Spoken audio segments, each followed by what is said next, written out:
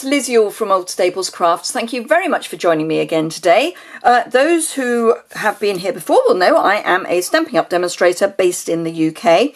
Do remember, if there are any products that you see that you fancy buying and you're in the UK, you can always shop with me. The link to my store is below and over on my website, and there's a link to that below as well. I am using products today from the Botanical Prints bundle. Oh, and I'm throwing bits all over the place. There is masses of it, she says as she bends over to try and pick it up.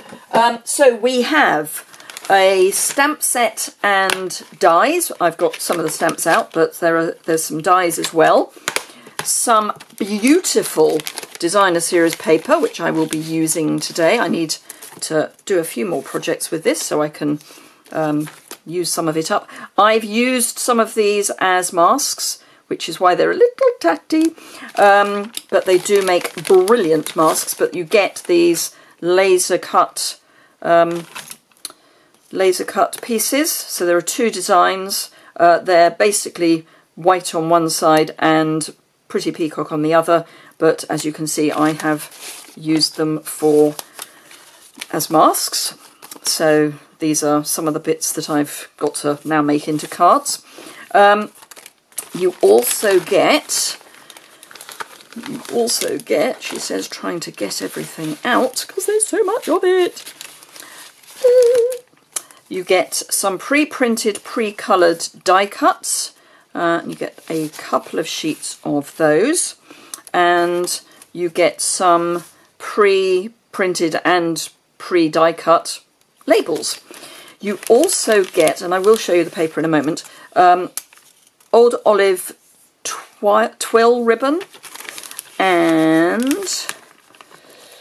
not that I'm using these on today's project, some copper bees. Bees are really big at the moment, so copper bees as well. So let me pop some of this back and show you the gorgeous papers. They are stunning. I have used some of them already, but I do need to use some more. But we are now getting more into the season of sort of summer and, well, spring and summer, which is probably more appropriate for them. You know, they're not midwinter designs, is what I'm suggesting. Oops, that'll be my ribbon in my white embossing powder. Okay, I think it's safe. I think both are safe. Don't need those either. So the paper is coloured on one side and plain on the other, but the prints are different. So we've got black and white and then colour, but with black and white overprinting. The colours are terracotta tile, Pretty Peacock. This is the paper I'm using today. So Pretty Peacock, Old Olive, black, white, surprise, surprise, and Crushed Curry. So really lovely combination of colours. So pretty. So pretty. It's that real sort of antique feel.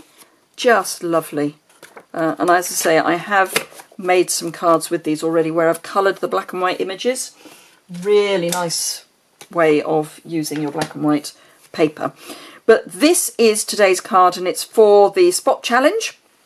And today we have a sketch, and I have taken the sketch fairly literally. There is a copy of the sketch on my website, and as I say, that's immediately below. If you click the link that says associated blog post, you will get to there, and the first image on the page is the image for the sketch. So really easy to find. So let me just open up my card. I've put some of the designer series paper at the bottom here, and again I've stamped with one of the stamps, and I've only used two of the stamps. So let me show you how I have made it. I've got my stamp not very well mounted on a block.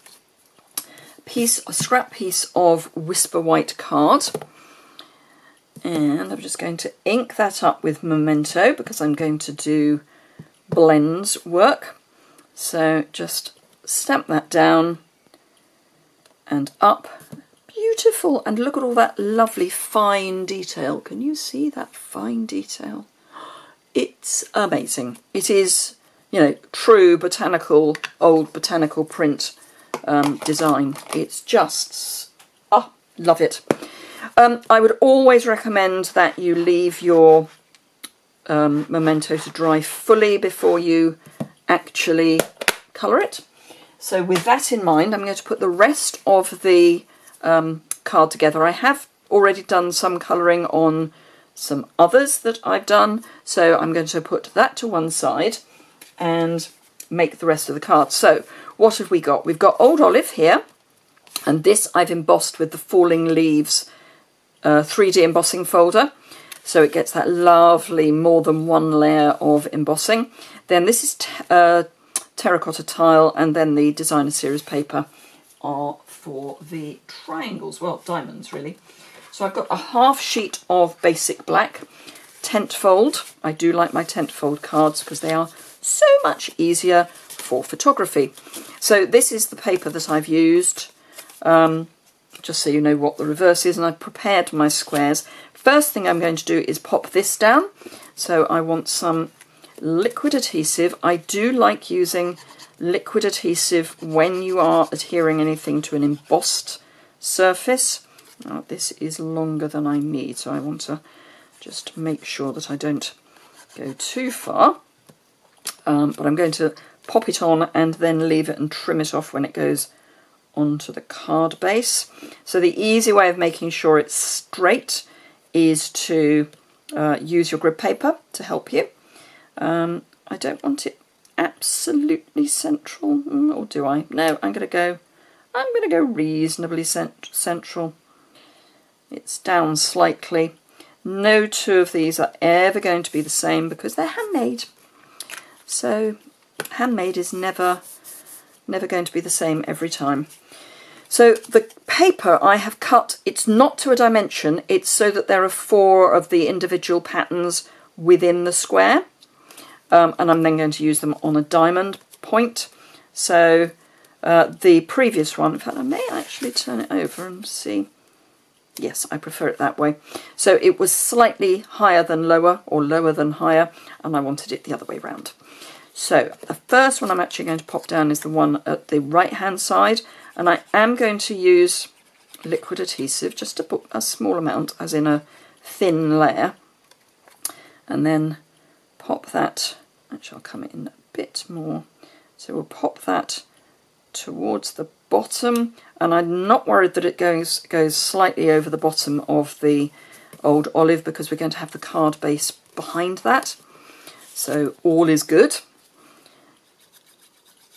And again, spread that out and just leave a little gap between the two, but line them up so that they're in a straight line. And then the final piece,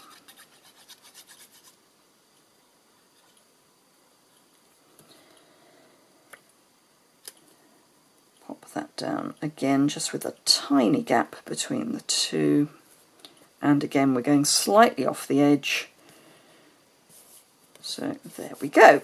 So that's those down. So let's add our flowers. As I say, I have already stamped and started colouring this one, and I have completely coloured these two, but let me show you what I've used. So I've used the light Old Olive, the dark So Saffron, and the dark Petal Pink with the light Soft Suede, so just four blends. And then I'm just going to add the Old Olive to the green to the leaves. Really not rocket science. Because the stamp has got shading already built into it, you don't need to do much in the way of blend work. You just need to add colour because the shading is already there. So it's kind of unnecessary to do more than the stamp has already done for you. And I'm actually not managing to colour inside the lines particularly well, but you know what? It doesn't matter. only person that is going to notice is you, or in this case, me. But we're not going for an exact colouring. We're going for adding colour where we think it might be needed. So I've got the So Saffron on the stamens, and then Petal Pink just sort of on some of the petals. You don't need to have it on all of the petals or all of the petals, and it is just so that there is the hint of colour. And then the Soft Suede just to add some colour to the branches.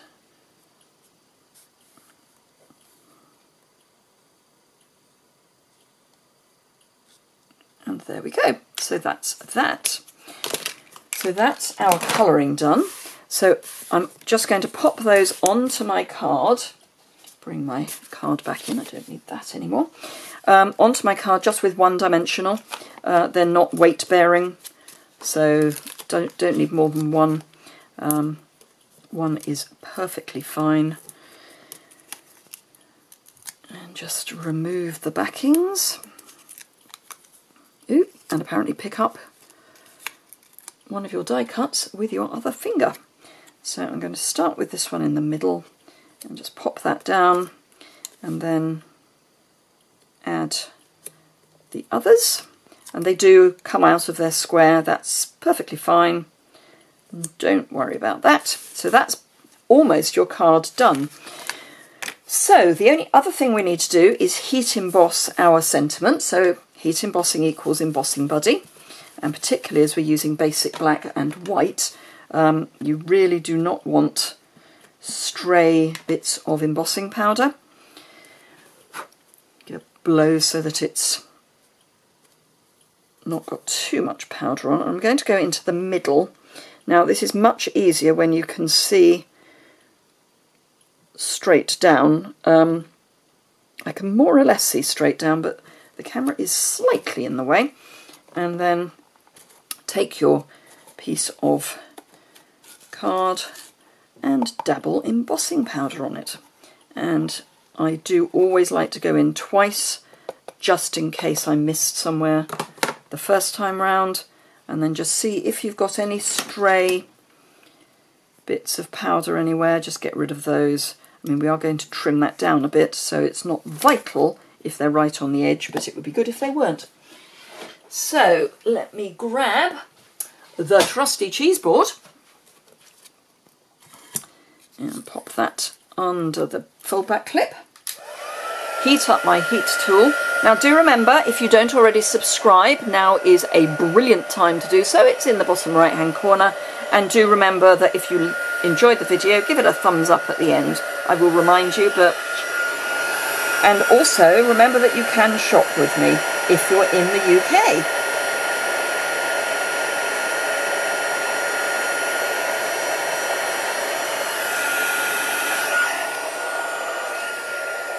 Oh, turn my gun off and leave that to cool a bit. If you touch the embossed image too quickly, you will smudge the embossing. So don't really, leave it to cool. Okay, so let's pop that there, and I want to just trim this down so that it's a little bit narrower.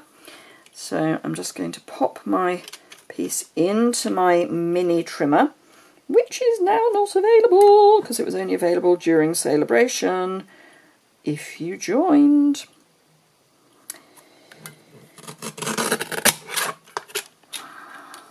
So that's that, and then I can line it up against the edge of the cutting plate. Actually, I want it a little bit further out than that, but you can see, I can see through where the gap is, so I know that I'm basically straight.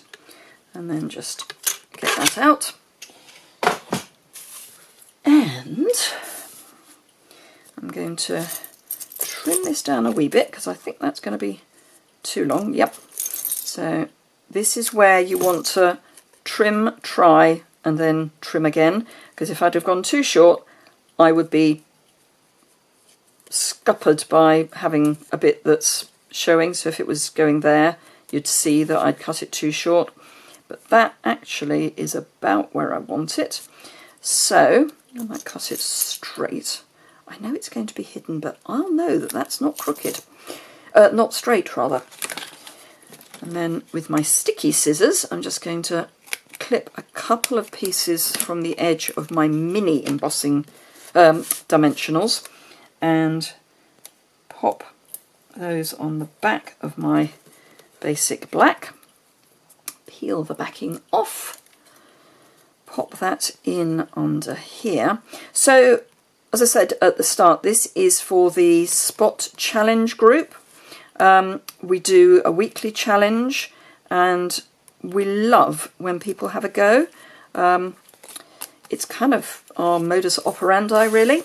That's what it's all about, seeing if we can get people inspired to try something different. And yeah, see what they can come up with. So we would love to see your interpretation of the sketch. I haven't seen the other examples yet. I've seen one, but basically I haven't seen the other examples yet. But I know they will be all completely different, and some of them will have pushed the sketch to the nth degree, and will almost, you'll not be able to see the link, but it will be there. Right, so let's fold that in half. I do still need to do the inside of the card, but that won't take too long. So fold this in half. It's just a half a sheet of A4. You could use North American letter size, so again it would be a half sheet.